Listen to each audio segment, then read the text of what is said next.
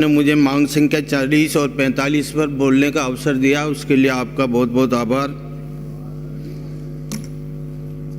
हमारे प्राचीन समय से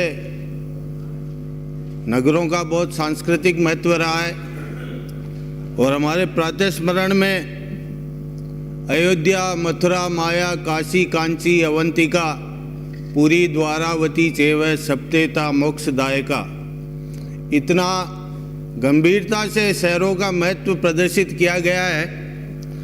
आज पूरे राजस्थान में शहरों की एक बहुत बड़ी समस्या है, वो मेरे भीलवाड़ा शहर की भी है और पूरे राजस्थान की है कि प्राइवेट कॉलोनाइजर मनमाने तरीके से प्राइवेट कॉलोनियाँ बसा रहे हैं और उन प्राइवेट कॉलोनियों में डेवलपमेंट चार्जेज यूआईटी लेती है या नगर परिषद होती है, वो नगर परिषद लेती है। लेकिन जब प्राइवेट कॉलोनाइजर मकान बना के हैंड ओवर करके वहाँ से निकल भागता है, उसके बाद न वहाँ सफाई होती है, न पानी की व्यवस्था होती है, न बिजली की व्यवस्था होती है, न सड़कों की मरम्मत का काम होता है।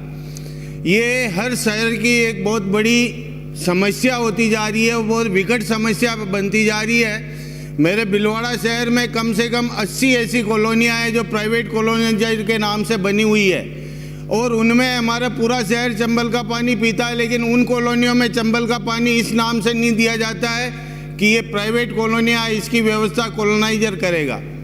ये जो समस्या है सफाई की, बिजली की, सड़क की, ये मूलभूत आवश्यकताएं हैं मानव जीवन के लिए। और मेरा आपसे आग्रह रहेगा कि आप चाहे नियमों में संशोधन करें, चाहे किसी भी तरीके से व्यवस्था करें, लेकिन आम शहर में जो व्यवस्थाएं चलती है पीने के पानी की, सड़कों की, बिजली की और नालियों की साफ सफाई की, वो व्यवस्थाएं वहाँ कैसे सुचारू रूप से चलती रहे, ये जिम्मेदारी फिक्स की जाए और उनकी व्यवस्था की जाए, जिससे उन प्राइवेट कॉलोनाइजर आज 1-1 लाख, 1.5 लाख की आबादी उन कॉलोनियों में निवास करती है और वो रोज़ आंदोलनरत रहते हैं कि आज हमारे सफाई नहीं हुई, आज हमारे पीने के पानी की आज बरसों से समस्या है, बिजली का कोई लट्टू लगाने वाला नहीं है, सड़क टूट जाती है, कोई ठीक करने वाला नहीं है। केवल प्राइवेट कॉलोनाइजर के नाम से कभी अगर काम करा भी देते हैं तो अखबार में छप जाता है कि साहब प्राइवेट कॉलोनियों में काम किया जा रहा है। तो इस समस्या का सही समाधान किस तरह से हो,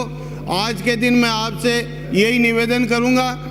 और मेरे भीलवाड़ा यूआईटी में जिस तरह से काम चल रहा है कि 3 साल में आज पहली बार बजट अब पारित हुआ है, बिना बजट पारित कराए उन्होंने 2 साल तक कैसे मनमाने तरीके से वहाँ पैसा खर्च किया और किस तरह के व्यवस्थाएं की कि पूरा शहर तो उपेक्षित रहा और एक नेता के इशारे पे पेरा फेरी के क्षेत्र में सारा पैसा लगाया गया, करोड़ों करोड़ों रुपए लगाया गया और वो शहर उपेक्षित रहा है। शहर में आज भी सड़कों में गड्ढे हैं, पीने के पानी की व्यवस्थाओं में कमी है, बिजली की कमी है, लेकिन वहाँ सुनने वाला कोई नहीं है। और जिस तरह से आपने ये व्यवस्था की, अगर कोई जनप्रतिनिधि यूआईटी में बैठता तो एक जिम्मेदारी से काम करता, लेकिन आपने उनको भी नहीं बैठाया, कोई चेयरमैन बनाए नहीं।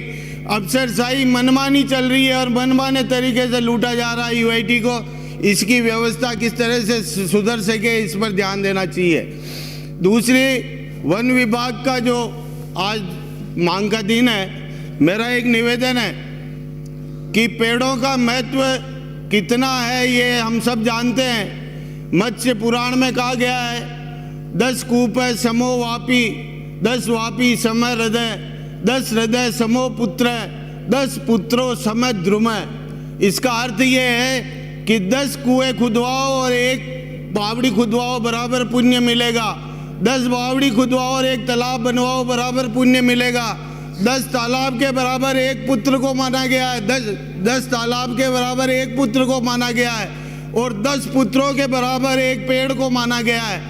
इतना महत्व इन पेड़ों का बताया गया है। और हमारे भीलवाड़ा जिले में 227 बीघा वन भूमि को, जिसमें लाखों पेड़ लगे हैं, राजस्व विभाग ने वन भूमि जो 1965 में वन विभाग की थी 227 बीघा और इतनी कीमती जमीन है, वहाँ सैंडस्टोन निकल रहा है और 15 करोड़ रुपए बीघा की जमीन की कीमत है। वहाँ 1965 से वन विभाग के नाम से वो दर्ज थी, उसको राजस्व विभाग ने व्यक्तिगत रूप से अलॉट कर दिया और इसमें निश्चित रूप से कोई न कोई बहुत भारी भ्रष्टाचार हुआ है और ऐसा सुना जाता है कि 80-80 बीघा जमीनों की बंदरबाट हो चुकी थी।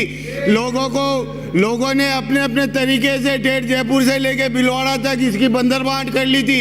इस जमीन के और वन भूमि का नाम वापस दर्ज किया जाए और लाखों पेड़ों को कटने से बचाया जाए, ये मेरा आपसे व्यक्तिगत अनुग्रह है। भीलवाड़ा जिले में इतना बड़ा घोटाला 3,000 करोड़ 3400 करोड़ रुपए का घोटाला है ये, और इस घोटाले की पूरी जांच होनी चाहिए। किस तरह से आज हमारे 1 हेक्टेयर भूमि अगर हम वन विभाग से निकलवाना चाहते हैं तो उम्र निकल जाती है, लेकिन अभी तक नहीं होती है। हमारे बदनौर ग्राम में जो माइनिंग विभाग में दर्ज थी जमीन, वो जमीन आज वन विभाग को चली गई, लेकिन वो हम 20 साल हो गए लड़ते लड़ते हमारे गांव वाले आज तक वापस नहीं आई। लेकिन ये राजस्व विभाग ने एक दिन में फैसला करके 227 बीघा भूमि को वन विभाग की छीन ली है। निश्चित रूप से एक बहुत बड़ा घोटाला है, इसकी संपूर्ण जांच करके व्यवस्था की जाए और वापस वन विभाग के नाम दर्ज की जाए। धन्यवाद। जय हिंद, जय भारत।